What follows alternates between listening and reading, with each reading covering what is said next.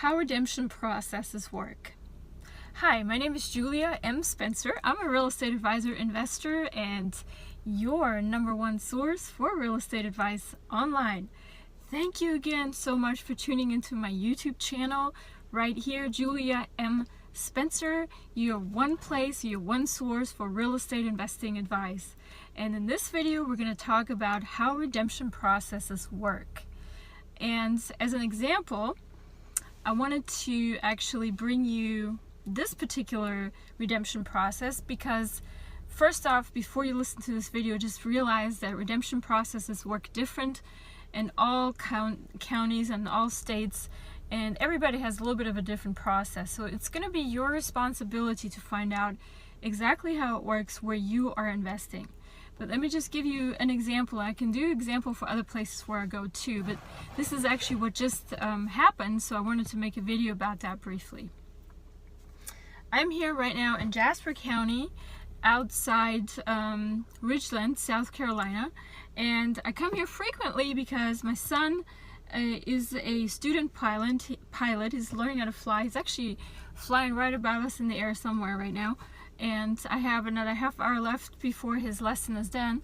And I thought I'd rush over here to the courthouse and check out on some properties that I bought here a couple of months ago, because I got these letters in the mail today.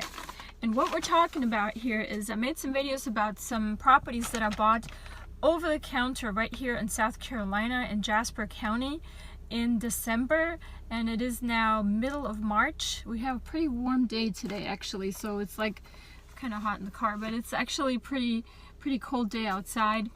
I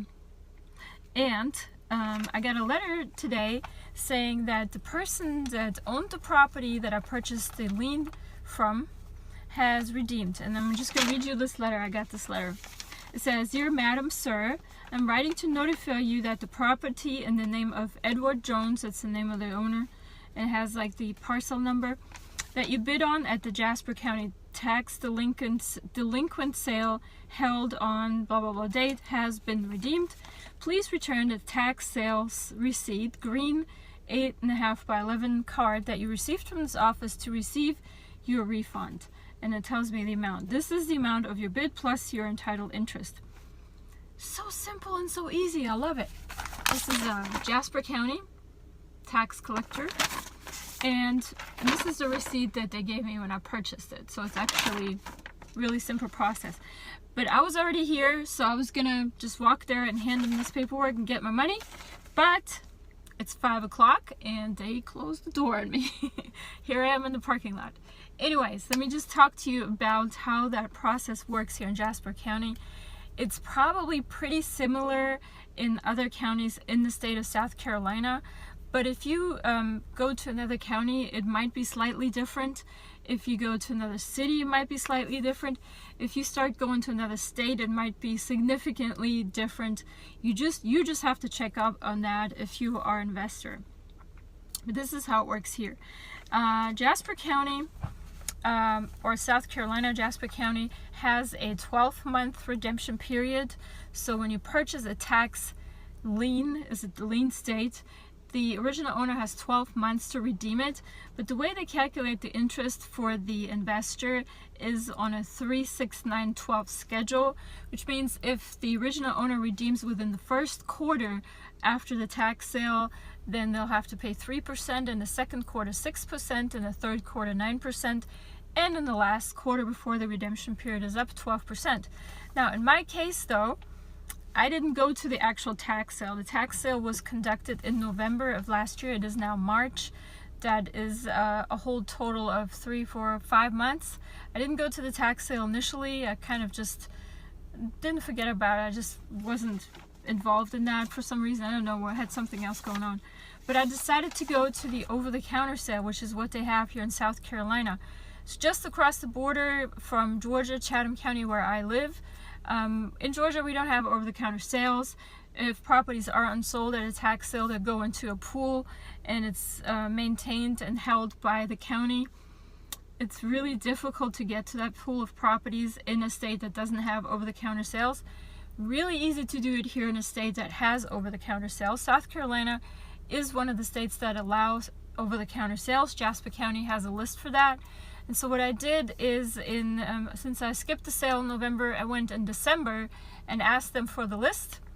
It was several pages. One page was with improved real estate, and one was for just tracts of land, pieces of land. And that's kind of the list that I went by. These were all properties that were either no bids or that were bid on but were not subsequently paid by the winning bidder, so they went back on this over-the-counter list. And so then you can actually just walk into the courthouse there. You can go to the tax collector and you can ask them and say, hey, I want the list of any properties that are unsold at the last tax sale. They gave you the list. You can research it.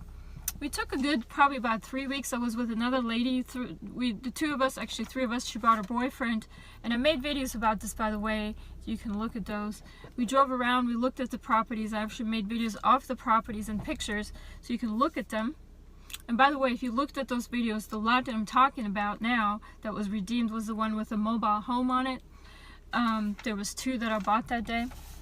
So this is the one with the mobile home on it. Now, mind you, I didn't buy the mobile home. They're taxed separately because they're not considered fixed to the ground. So they're a mobile home. Since it's mobile, you can move it. It's taxed as a separate asset from the actual real estate, the actual land. So I purchased the tax lien on the actual land only. And so that is the lien that I subsequently bought. And now, I bought this tax lien a month after the tax sale, which means you get credit for that period of time between the tax sale and when I bought it at the over-the-counter. So theoretically, when I purchased it in December, my personal redemption period was only 11 months versus everybody that bought tax liens at the actual sale, their redemption period is a year. So the later in the year that prior to the next sale that you purchase a lien over the counter, the less redemption period you have to wait for.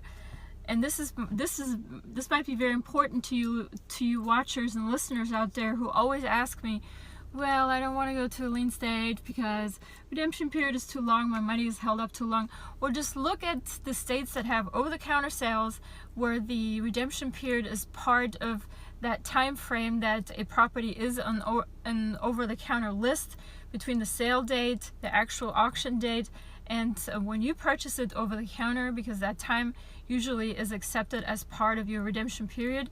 And just buy some that are very close to the end of the redemption period, like a month or so.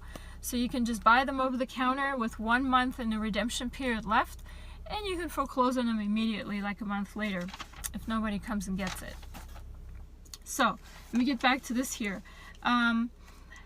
For the most part, I did this investment here for educational purposes, and also to kind of learn the process and teach you how the process works for my listeners here. As you know, I also have a radio show, so I talk about this stuff a lot.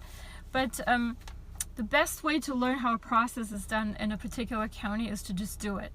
And if you are really hesitant and gun shy and you really don't know what you're doing, just pick a property that's the least riskiest that there possibly is. In my case, this property right here is a piece of land. It was a tract of land. It had a house on it already, a mobile home.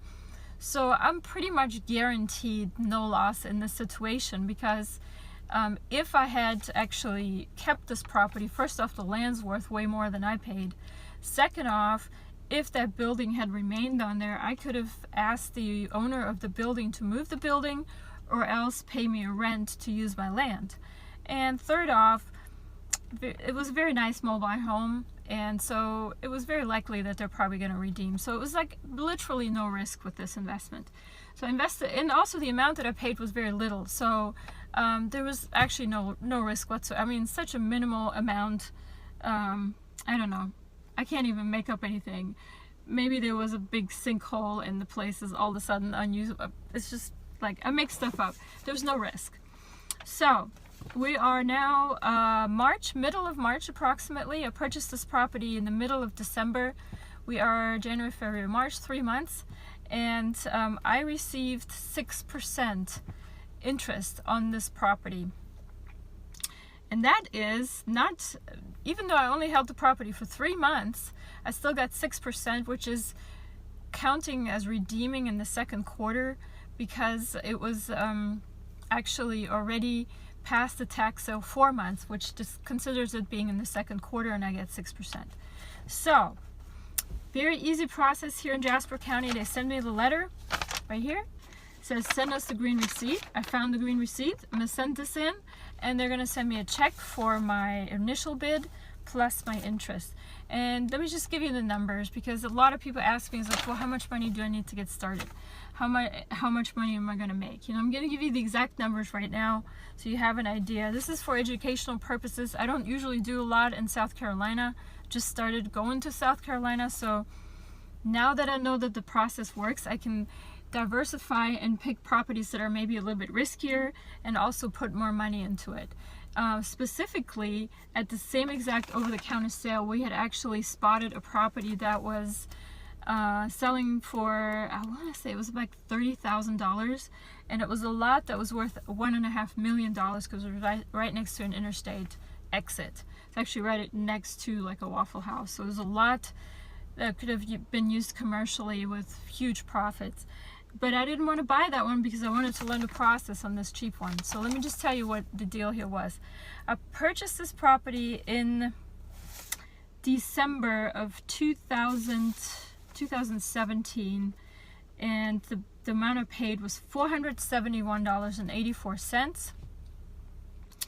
And the amount that I'm going to get back is $500.15, and that's a profit of about $30. It's not very much, it's 6%, but if I redeem this right now, the sooner I redeem it, the better. I mean, not redeem it, but the sooner I pick up my money, the better. The sooner I send in this receipt, I can use that money and immediately purchase something else off that over-the-counter list and just keep going. And so even though I only got 6% for the 3 months that I held this property, annualized, and let's just get rid of any complicated compound interest and any of that stuff, because I don't want to confuse you. But let's say I made 6% in 3 months, and there are 4 3-month periods in a year.